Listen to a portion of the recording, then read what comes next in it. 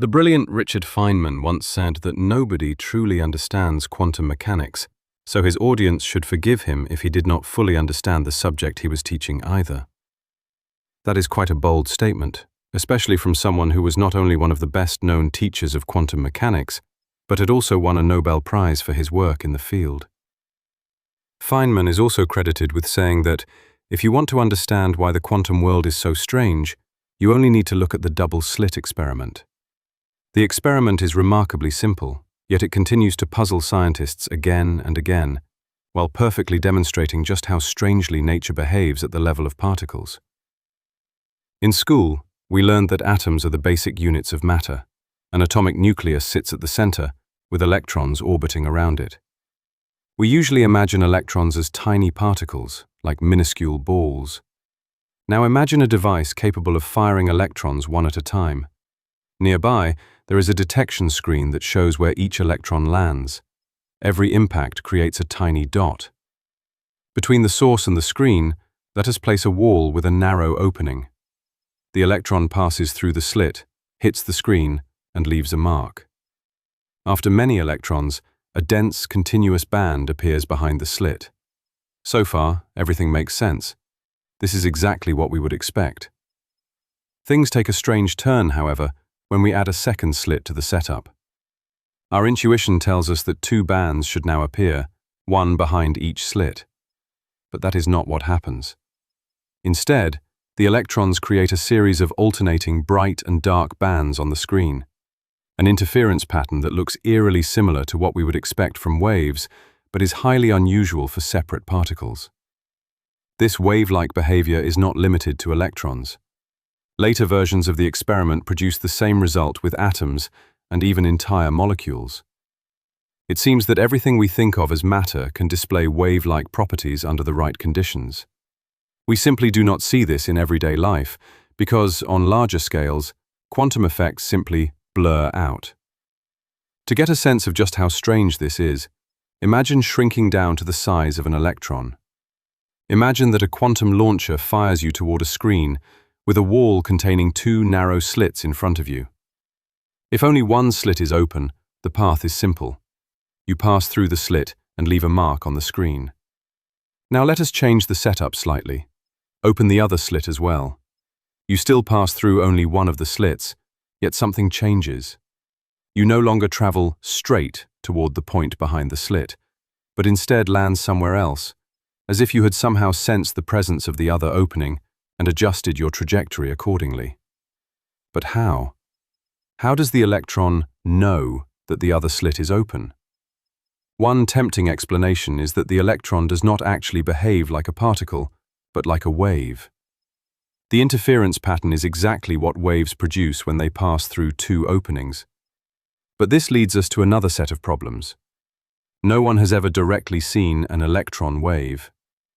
Whenever we observe an electron, we always detect it as a tiny point at a well-defined location, never as a spread-out, blurred wave. So where is this wave?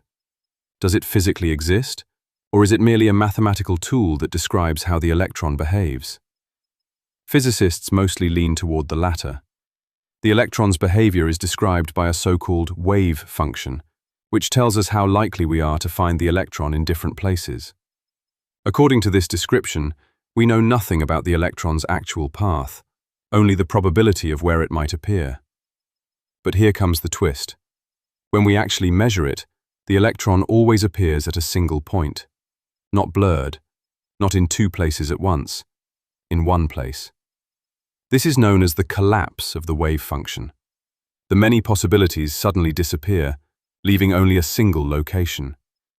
This brings us to one of the most troubling questions in quantum mechanics. What exactly causes the wave function to collapse, and what does it even mean for it to collapse? After nearly a century of debate, there is still no answer that everyone agrees on. The wave function therefore allows us to calculate with astonishing accuracy the probability that the electron will appear here or there, but no one can say for certain exactly where it will appear until we observe it. This strange mixture of probability and wave-like behavior is not merely a curiosity.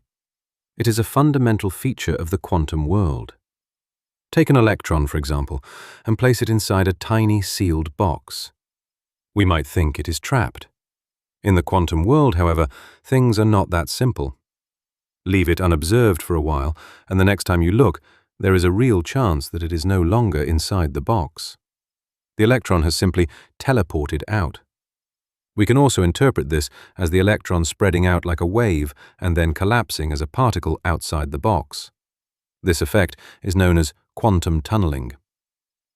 Quantum tunneling is not merely a theoretical oddity, it also imposes one of the real limits on modern electronics.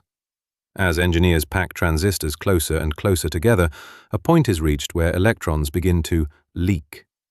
At such small scales, electrons sometimes simply jump into a neighboring transistor. This is why we cannot build transistors at the scale of individual atoms. Beyond a certain point, miniaturization runs into fundamental limits. Despite all this, quantum mechanics, however strange it may be, is one of the most powerful tools we have. It has revolutionized our technology, from semiconductors and lasers to countless other innovations. Using the wave function, physicists can predict with incredible accuracy where a particle may appear, but we still do not know what determines where it actually shows up. What triggers the collapse? And how should we interpret the wave function? These questions have haunted quantum theory from the very beginning. Over the decades, physicists and philosophers have proposed various explanations. Collectively, these are known as interpretations of quantum mechanics. Of the countless attempts to interpret quantum mechanics, one of the most straightforward is pilot wave theory, first proposed by Louis de Broglie and later developed by David Bohm. According to this theory, particles, such as electrons, are still particles, but they ride on an invisible wave that guides their motion. This pilot wave does not merely show the way, it can interfere with itself and with other waves, shaping the particle's trajectory and producing patterns such as the interference fringes in the double-slit experiment. In this model, electrons are not waves, they simply ride on waves. But there is a problem. The pilot wave is non-local, which means that if something happens to one particle, it can instantly affect another, even if that other particle is on the opposite side of the universe. The effect is instantaneous, as if distance simply did not matter. Furthermore, to fully describe the state of a single particle, one would in principle have to take the entire universe into account. In this model, everything is entangled with everything else. This kind of non-locality, the phenomenon in which distant events seem to influence one another faster than the speed of light, is one of the central features of quantum theory. For a long time, it was merely a troubling theoretical possibility. Then, thanks to an ingenious experiment, physicists were finally able to test it in the real world. The experiment is based on the EPR paradox, named after Albert Einstein, Boris Podolsky, and Nathan Rosen. Einstein hoped that this line of reasoning would show that quantum mechanics was not a complete description of reality. He believed in local interactions and thought that the apparent randomness of quantum systems was merely statistical. Hidden variables were operating in the background according to deterministic laws. Or, as Einstein himself put it, God does not play dice. When physicists later actually performed the experiments, the results showed that, on this particular question, Einstein was exceptionally wrong. The evidence suggests that quantum mechanics, however strange it may be, correctly describes how the world works. The pioneering experiments in this field were eventually recognized with the 2022 Nobel Prize in Physics. The key to these experiments was entanglement. Entanglement means that after two particles interact, they can no longer be described by separate wave functions, only by a single shared wave function. Imagine two particles that collide and then fly apart in random directions. According to quantum mechanics, when we measure the direction of one particle, the wave function collapses and we get a random result. But the law of conservation of momentum cannot be violated. The other particle must continue moving in exactly the opposite direction. In other words, measuring one particle instantly determines the outcome for the other. This is why we say that the states of the two particles can no longer be described separately, but only together. Two electrons can become entangled, for example, through a property called spin. Spin is often explained as if the particle were rotating, but in reality it is better understood as a fundamental quantum property, something like charge or mass, rather than actual spinning. An electron's spin can be up or down, and in an entangled pair, if we measure up for one electron, we must measure down for the other. Yet, until the moment of measurement, neither particle has a definite spin. Instead, they exist in a kind of mixed, uncertain state described by their shared wave function. This state is called a superposition. You can imagine this as the electron being both up and down at the same time until we measure it. Or, in this case, since we can only speak about the system as a whole, the two electrons are simultaneously in the up-down and down-up states. The up-up and down-down combinations are not possible because they would violate the conservation of angular momentum. Suppose that a particle's spin is determined by local hidden variables that we cannot observe. In other words, the spin is actually predetermined, but we simply do not know what it is until the moment of measurement. Pilot wave theory is itself a hidden variable theory, but it is non-local. Einstein, however, believed in the possibility of a hidden variable theory that was local, one in which particles light years apart could not instantly affect one another. He assumed that spin already had a definite value before measurement, but that this value was simply inaccessible to us. In that case, repeated measurements should follow predictable statistics, much like flipping a coin. But the results do not match what a local hidden variable model would predict. The distribution of the measurements is different and can only be understood if we accept that the value of the spin is actually determined at the moment of measurement. To illustrate this, imagine playing a game with a friend. You take a coin and choose one side, say heads. You give the coin to your friend and ask them to flip it 100 times while you are not watching and record the results. Every time it lands on heads, you get a point. Every time it lands on tails, your friend does. In reality, you are testing how honest your friend is, but you do not tell them that. At the end of the game, you notice that the coin landed on tails suspiciously often, and your friend won by a large margin. You become suspicious because with an ordinary coin, you would expect a roughly 50-50 split. You think that perhaps the coin is not perfectly balanced. So in the next round, you choose tails, but your friend once again wins by a large margin. At this point, the unbalanced coin explanation no longer works, and you begin to suspect that your friend is not being honest with you. You repeat the game 10 more times, and every single time, your friend wins by an overwhelming margin. The conclusion is clear. No ordinary coin, balanced or unbalanced, would behave this way. Your friend is lying to you about the results. In the EPR experiment, the coin represents a predetermined spin, while the coin tosses represent quantum measurements. If local hidden variables really existed, the measurement results should follow the statistics of a fair coin toss. In reality, however, with certain detector settings, the measurements match each other far more often than this model would allow. We might say that nature prefers certain settings, as in the case of an unbalanced coin, but even when we specifically test those less favored settings, we still get the same surprising results. It is as if the outcome really is determined only at the moment of measurement, just as quantum mechanics claims. And even more astonishingly, measuring one particle seems to instantly determine the state of its partner, even if they are light years apart.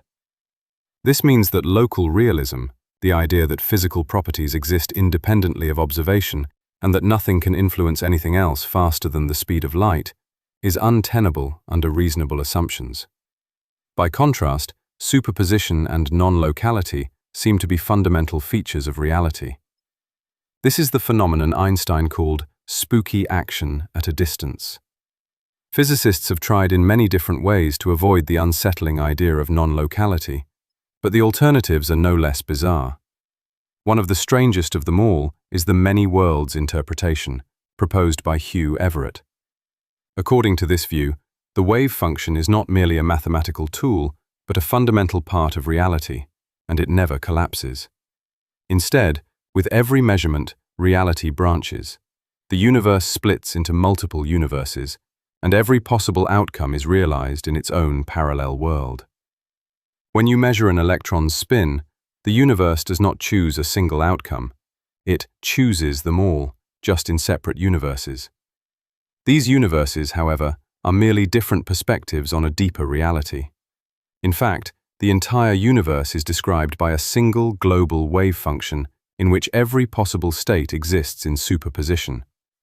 Since observers are also part of their own universe, each of them experiences only their current world as reality, without knowing that infinitely many copies of them exist in other universes, each experiencing their own version as reality. You, for example, watching this video in this universe, might be climbing a mountain in another universe, or fleeing from an enraged dragon on the back of a unicorn. The global wave function is made up of the entangled wave functions of all particles and represents the superposition of every possible state, meaning that whatever can happen does happen somewhere. Although all of this may sound crazy at first, the many worlds interpretation is surprisingly popular among physicists. The reason is that there is no wave function collapse, which many consider the most problematic part of quantum mechanics. Collapse only muddles and complicates the formalism. If we remove it, the picture becomes cleaner, simpler, and more elegant. The wave function itself is deterministic and evolves according to the Schrödinger equation. There are no troublesome probabilities, and the formalism is simpler as well, which does not necessarily mean that the calculations are simple.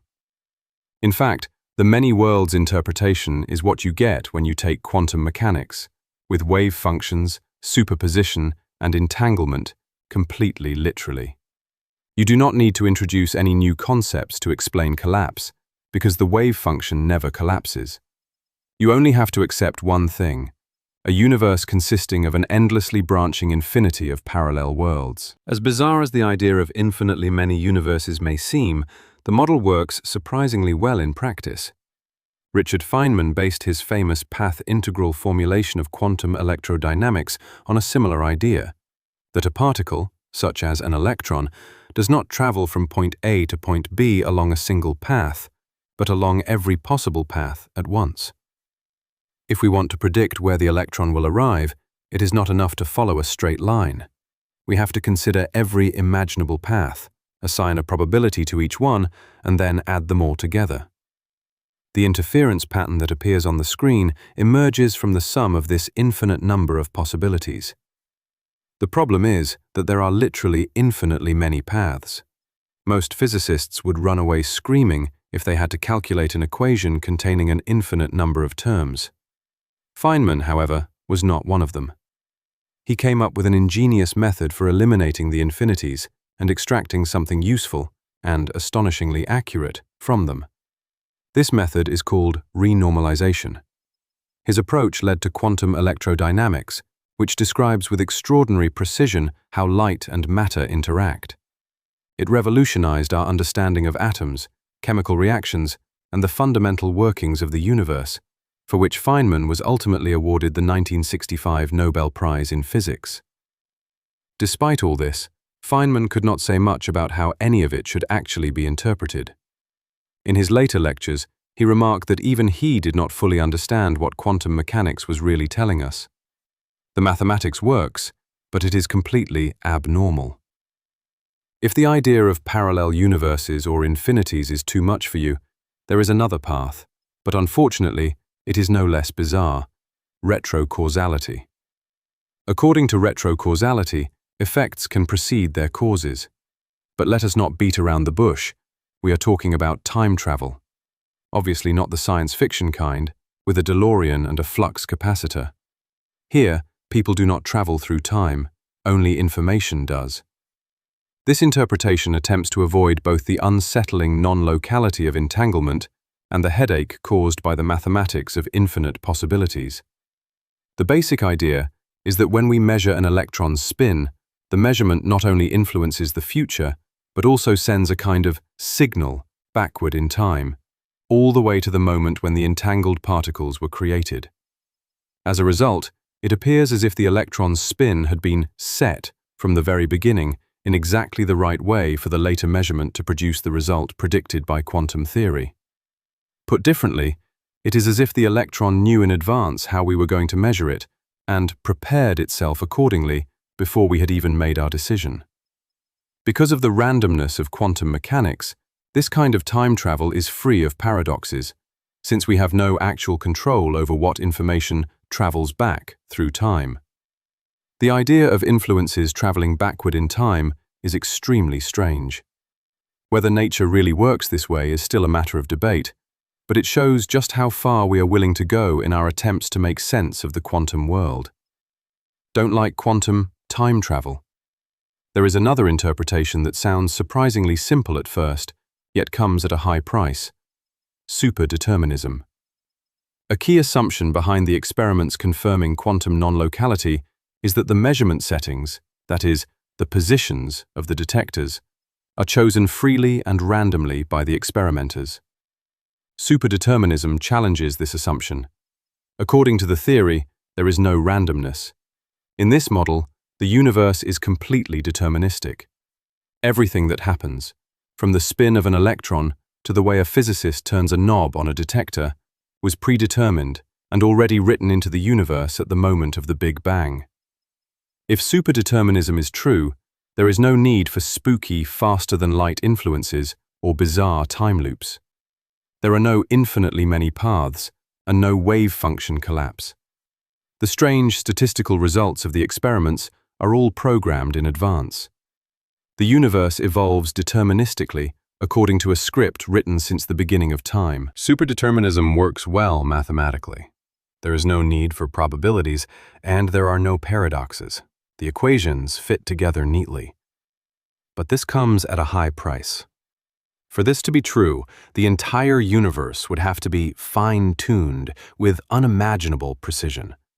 Not only the movements of particles and stars, but also the physicists' brain cells, their thoughts, and their decisions would all be fine-tuned. Everything follows one grand script. Even the random measurement settings are only apparently random. Behind the scenes, everything was predetermined and inevitable all along. According to superdeterminism, no matter what method physicists devise for making random measurements, they will always obtain statistics consistent with quantum mechanics. The reason is that these seemingly random decisions were actually predetermined at the birth of the universe, coordinated in such a peculiar way that they necessarily produce quantum mechanical statistics. This is a bit like testing the harmful effects of smoking on mice. We randomly divide the mice into two groups, say by flipping a coin. One group is exposed to cigarette smoke, while the other is not. At the end of the experiment, cancer develops more frequently in the smoke-exposed group than in the control group. From this, we conclude that cigarette smoke causes cancer. Now imagine a superdeterminist lawyer working for the tobacco industry. He claims that the experiment is invalid because the division into two groups was not truly random. The first group was already more prone to cancer. So we repeat the experiment 10 more times, and each time we get similar results. The lawyer, however, continues to insist that no matter what method you use to divide the mice into two groups, those more prone to cancer will always end up in the smoke-exposed group, because the universe is somehow wired that way. This argument is not completely illogical, but let's be honest, it is pretty bizarre. And here comes the most unsettling consequence. If superdeterminism is true, then free will is merely an illusion. Every decision you make was already written in advance. Every feeling, every joy, and every sorrow, all of it is part of the plan. Fortunately, it is not so easy to get rid of free will. In 1814, Pierre-Simon Laplace proposed a thought experiment. If a hypothetical superintelligence, Laplace's demon, knew the exact position and momentum of every particle in the universe, then, according to the laws of classical mechanics, it could predict the future. This would dethrone God and deprive humanity of free will. However, even under superdeterminism, the states of particles can only be known to a limited extent because there are hidden variables. This means that Laplace's demon could never truly predict the future because it could never know the exact position and momentum of every particle in the universe at the same time. And so, the world behind the scenes remains a place for God and free will. According to superdeterminism, these hidden variables obey deterministic laws, but this can neither be proven nor disproven. If we do not want to give up free will, and we do not want to accept a universe whose entire history has been written from the very beginning, we can eventually return to the best known explanation, the so-called Copenhagen interpretation. According to this view, the wave function really does collapse, but only when a measurement takes place. The act of observation is not passive. It plays a key role in determining which of the many possibilities becomes actual reality. But here comes the problem. What exactly do we mean by measurement? After all, measuring devices are also made of atoms. The same quantum rules apply to them as to everything else. How could they collapse any wave function if they themselves are part of the quantum system?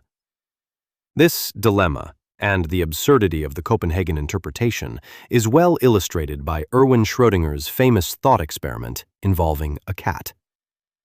Imagine a cat inside a sealed box, together with a vial of poison and a device that breaks the vial if a certain quantum event occurs, such as the decay of an atomic nucleus. If the vial breaks, the cat dies. If it does not, the cat remains alive. Radioactive decay is governed by the laws of quantum mechanics, so we can calculate its probability, but not exactly when it will occur. According to the Copenhagen interpretation, as long as we do not observe the decaying atomic nucleus, it remains in a superposition, meaning that it is simultaneously decayed and not decayed. But the device and the vial are also made of atoms, so they too should be in a superposition. And by the same logic, the cat inside the box should also be in a superposition, both alive and dead at the same time until someone opens the box and observes it. Schrödinger's cat is therefore a kind of quantum zombie. According to some versions of the Copenhagen interpretation, it is not the measuring device that causes the collapse, but the conscious observer. In other words, reality only becomes definite when it enters someone's mind. This idea was once advocated by serious Nobel Prize-winning physicists such as John von Neumann and Eugene Wigner. Wigner believed that consciousness might be a fundamental component of the universe, something that cannot be derived purely from physical interactions. He even went so far as to suggest in one of his writings that perhaps we need to return to a form of dualism, in which mind and matter are two separate yet coexisting layers of reality. Wigner also proposed a thought experiment known as Wigner's friend. It is essentially an extension of Schrödinger's experiment. This time, we place both the box containing the cat and the scientist who opens it, Wigner's friend, inside a sealed room, which Wigner observes from the outside. Until Wigner opens the door, from his perspective, the entire system, including the scientist, remains in a superposition. But what happens when the scientist opens the box and finds the cat alive or dead? For the scientist, the wave function collapses right then and there. For Wigner, however, it does not. The wave function would therefore have to be both collapsed and uncollapsed at the same time, which is a contradiction even within the framework of quantum mechanics.